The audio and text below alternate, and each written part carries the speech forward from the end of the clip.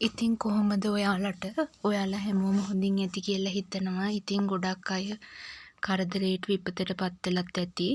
ඉතින් අද මං හිතුවා අපිත් ගොඩාක් අපහසුතාවයටපත් වුණා මේ දවස් ටිකේ. දවස් ගාණක් කරන්ට් එක නෑ. ඊට පස්සේ ඉතින් අපේ ආදරණීයෝ කොහේ ඉන්නවද කොහොමද මොනවා වෙලාද කියලාවත් දැනගන්න විදිහක් නෑ. ෆෝන් charge කරන්න විදිහක් නෑ. ඊට පස්සේ ඒ charge කරගත්ත සිග්නල් නෑ. ගොඩාක් ප්‍රශ්න තිබුණා. ඉතින් කඩේකටවත් යන්න බෑ. ඉතින් මේ පේනවනේ මේ මතුරට මහ ගෙදරට යන මම ලස්සන වීඩියෝ දාන පරිසරයට වෙලා තියෙන දේ. ඉතින් ওই පාලම පිටින්ම ඔක්කොම ගිහිල්ලා පස්සු කන්දවලට යට වෙලා මිනිස්සු මැරිලා. ඉතින් ගොඩාක් අය අවතැන් වෙලා යන එන මං නැති වෙලා ගොඩාක් ප්‍රශ්න වෙලා තියෙන්නේ.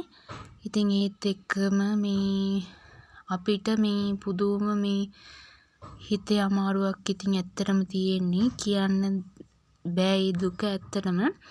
මොකද කියනවා නම් ඉතින් මේ බොහොම අමාරුවෙන් මේ අම්මලා ඉන්න කොහොමද ඉන්නවද කන්න බොන්න තියෙනවද මොකද බලන්න උනත් මේ මහත්තයා සෑහෙන දුරක් පයින් ගිහින් තමයි මේ බලන්න ගියේ. ඉතින් ඔය ලොකු පාලමක් මෙතන තිබුණේ. ඒ පාලම තමා මේ ගිහින් තියෙන්නේ. කලින් මම වීඩියෝ එකකුත් කරා මෙතන ඉඳන් හරි ලස්සන පාලමක්. ඉතින් හරි ලස්සන පරිසරයක් තිබුණේ මෙතන.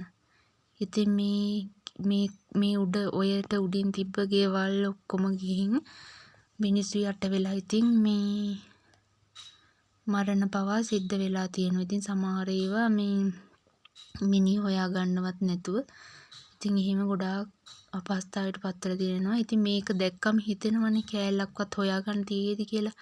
මෙච්චර ජල කඳක් උඩින් ගිහින් තියෙනවා ඉතින් මේක කොහොමද කියන්න තේරෙන්නේ නැහැ. ඉතින් ඇත්තටම මේ කොයි වගේ දෙයක් වුණාද කියන්නේ. ඉතින් මේ කේබල් එකක් ඇදලා තියෙන යන්න එන්න ඔය කට්ටිය එකතු වෙලා මේ පොඩි මේ පාරක් හදා ගන්නවලු ගමෙන් ගොඩ වෙන්න. මේ ඉතින් ගමට යන ප්‍රධාන පාර තමයි. ඊට පස්සේ මෙතනින් එගොඩ වුණාම තමයි ඉස්පිරිතාලේ ඊට පස්සේ ප්‍රධාන පාර හැමදේම තියෙන්නේ මේ පාලමෙන් එගොඩ වෙන්න ඕනේ. ඉතින් මේ දේවල් ආයේ හැදෙනකන් ඉතින් ගමනුත් ඇත්තටම මේ තේරුමක් නැති වෙනවා. ඊට පස්සේ මේ අපේ අක්කි වැඩ කරපු පෝස්ට් ඔෆිස් එක මස්පන්න. ඊට පස්සේ මස්පන්න පෝස්ට් ඔෆිස් එක සම්පූර්ණයෙන්ම ඒ බස් ස්ටෑන්ඩ් එක ඔක්කොම යට වෙලා තියෙන්නේ. ඉතින් මේ එවපු පින්තූර ටිකක් ඉතින් මම ඒත් එකතු කරන්න හිතුවා. ඉතින් හරිම අමාරු කාලයක් තමයි අපි මේ ගෙවන්නේ. ඉතින් ඒකින්ද හැමෝම පරිස්සමින් ඉන්න පුළුවන් විදියට අනිත් අයටත් උදව් කරන්න. ඉතින් අපිට අපි විතරයි ඉන්නේ.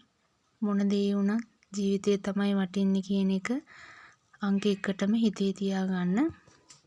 ඉතින් අපි එකතු කරගත්ත කිසිම දෙයක් අපි එකතු කරගෙන යන්නේ නැහැ. මේ සබහාදාම අපිට කියලා දුන්නේ ඒක තමයි.